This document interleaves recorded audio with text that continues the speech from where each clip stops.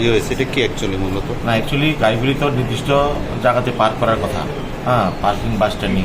ওরা যতবারই আমরা অ্যাওয়ারনেস করি বা বলি, তারপরেও ওনারা এখানে নামবেন, থামাবেন এবং এটা কোনোভাবে মানতে চান না। এবং তাছাড়াও অন্যান্য বিষয়গুলি আছে। তো আজকে আমরা এখানে এটা বসছি, মাননীয় বিধায়ক মহোদয় আছেন। আমি শুধু একটা আপিল রাখবো যে এখানে যারা মোটর শ্রমিক ভাইয়েরা আছেন বা যারা ড্রাইভার ভাইয়েরা আছেন, আপনাদের কাছে বিনীতভাবে অনুরোধ, আপনাদের জন্য বিশালগড় মিউনিসিপ্যালিটির পক্ষ থেকে আলাদা পার্কিংয়ের জন্য, বাস স্ট্যান্ডের জন্য আলাদা ইট বিছিয়ে প্রপার জায়গা করে দেওয়া হয়েছে। আপনারা সেখানে গিয়ে রাখবেন।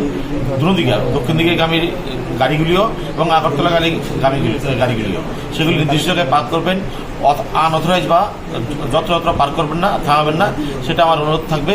আর যদি সেটা না হয়, আমরা 3 দিন ধরে মাইকিং করছি, তাহলে আমরা শক্ত অ্যাকশন নেব এবং যা পেনাল্টি নেওয়া সেই পেনাল্টি নেব এবং আইনগতভাবে আজকের মতো যেভাবে অ্যাকশন নেওয়া হয়েছে সেভাবে অ্যাকশন নেওয়া হবে।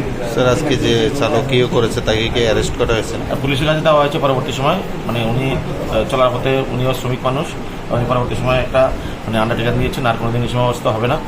পরবর্তী সময় ওনাকে আমরা দিয়েছি। ট্রাফিক ওনার আইন অনুসারে যা রেজিস্টার করার কেস রেজিস্টার হয়েছে।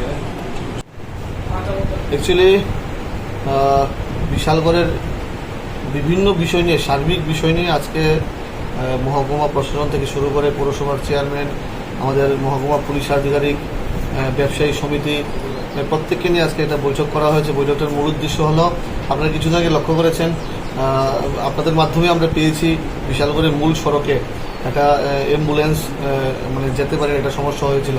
সার্বিক বিষয় নিয়ে আমরা কথা বলেছি, বিশালগড়ে যেন এই যানজট মুক্ত করা হয় এবং বিভিন্ন সিদ্ধান্ত আজকে হাতে নেওয়া হয়েছে এবং আগামী দিনে আমরা যানজট মুক্ত বিশালগড় করব, সেই উদ্দেশ্যে আজকের এই বৈঠক।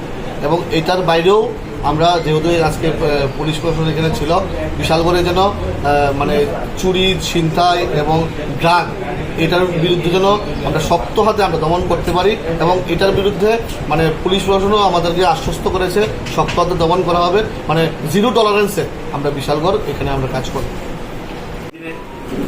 এই বিকেলবেলা অপরাহ্নে সবাই একটু ইয়ে করা, তো বিষয়টা খুব জরুরি বলতে এই কারণে, কারণ আমাদের এই সাব ডিভিশনের মধ্য দিয়ে এনএইচ, ন্যাশনাল হাইওয়ে, এনএইচ বলতে রক্ষে থাকে না, যাতায়াতের অন্যতম এই সড়ক, ব্যস্ততম সড়ক।